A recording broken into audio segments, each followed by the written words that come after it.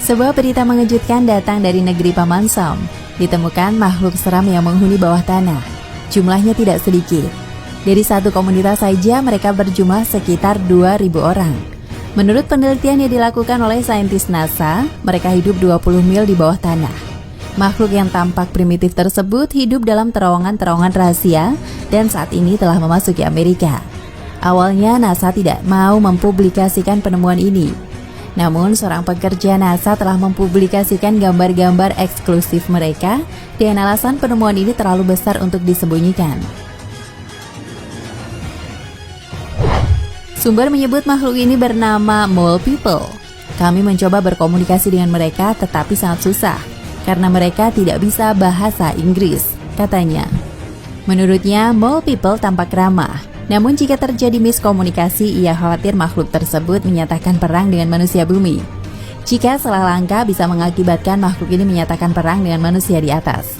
Tambahnya, seraya menyebutkan bahwa ia telah melihat satu kota yang dihuni sekitar 2.000 Mole People. Ia juga menambahkan satu informasi yang menyebutkan estimasi jumlah mereka mencapai jutaan di seluruh bawah tanah. Bagaimana sifat fisik Mole People? Sumber itu mengungkapkan mereka adalah makhluk berkaki dua yang bisa berjalan seperti manusia, namun memiliki kuku kulit seperti kuku binatang untuk menggali. Tinggi mereka mencapai 10 kaki.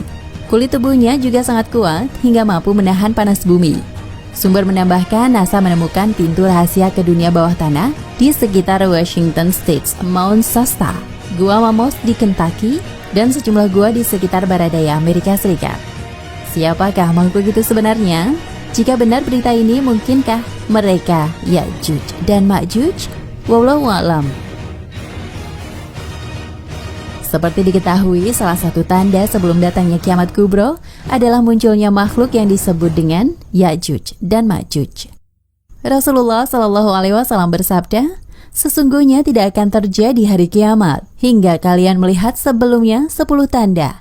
Munculnya Dajjal, keluarnya binatang dari bumi, matahari terbit dari barat, turunnya Isa bin Maryam, Ya'juj dan Ma'juj, 3 gerhana, yaitu di timur, barat, dan di Jazirah Arab. Lantas akhir semua itu, muncul api yang keluar dari Yaman yang menghalau manusia ke tempat berkumpul mereka." Hadis riwayat Muslim. Sedangkan dalam riwayat Imam Ahmad disebutkan sifat Ya'juj Ma'juj. Kalian mengatakan tidak ada musuh, padahal sesungguhnya kalian akan terus memerangi musuh sampai datangnya Ya'juj Ma'juj.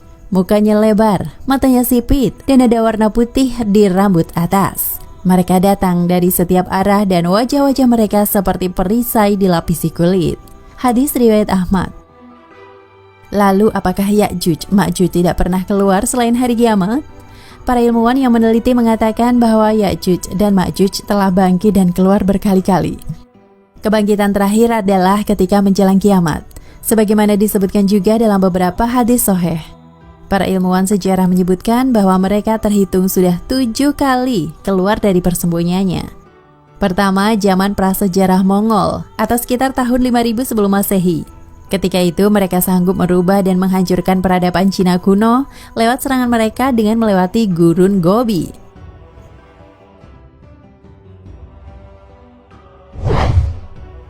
Kedua, awal dimulai sejarah atau sekitar tahun 1500 sebelum Masehi hingga 1000 sebelum Masehi. Gelombang kedatangan mereka sebagian muncul dari timur laut. Mereka berniat menempati sebagian wilayah Cina, Asia Tengah, daerah Mongolia, dan Turkistan.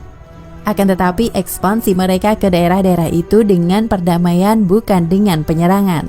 Mereka hidup di sana dengan bekerja sebagai petani.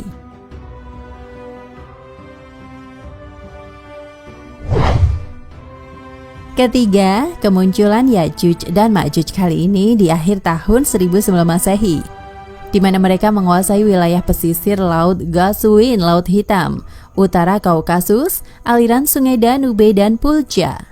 Pada kebangkitannya yang ketiga ini, sejarah mencatat mereka telah melewati lorong sempit Derial di celah pegunungan Kaukasus untuk menyerang peradaban Nenoi pada akhir tahun 7000 sebelum Masehi.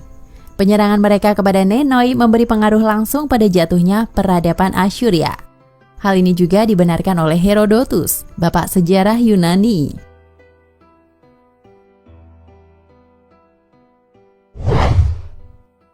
Keempat, di akhir tahun 500 sebelum Masehi. Ya'juj dan Ma'juj bergerak untuk menguasai daerah-daerah di Asia Barat dengan melalui lorong Sempiderial di celah pegunungan Kaukasus. Saat itulah Zulkarnain atas permintaan penduduk di sana mendirikan benteng menutupi lorong sempit itu. Dengan adanya benteng itu, penyerangan mereka terhalang dan batal menguasai negeri-negeri yang sudah mereka rencanakan. Negeri-negeri itu pun aman sampai beberapa waktu.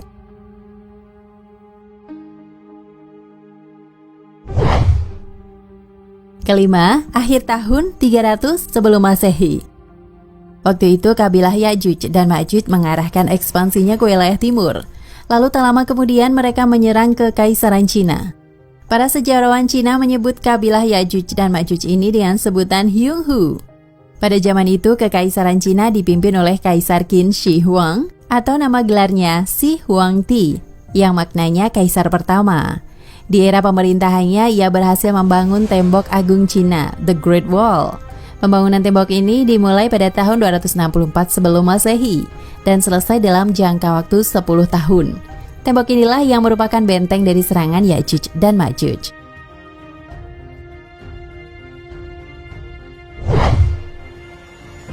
Keenam, kebangkitan Ya'juj dan Ma'juj kali ini pada abad keempat Masehi. Ketika mereka melakukan ekspansi ke Eropa dengan dipimpin oleh panglima perangnya bernama Attila. Ekspansi dan penyerangan tergolong sukses. Mereka menaklukkan kerajaan Romawi, lalu menguasai ibu kotanya, Roma, yang kemudian kota ini mereka hancurkan. Mereka pun menguasai kerajaan Romawi sampai beberapa abad kemudian.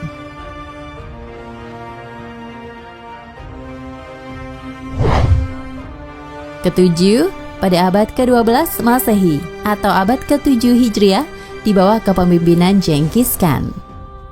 Mereka menyerang kerajaan-kerajaan Islam sebelah barat, kemudian berkuasa dan menghancurkannya. Dan cucu Genghis Khan bernama Hulagu berhasil memasuki Baghdad yang merupakan ibu kota pada zaman Khilafah Abbasiyah dan menghancurkannya pada tahun 556 Hijriah. Wallahu a'lam bishawab.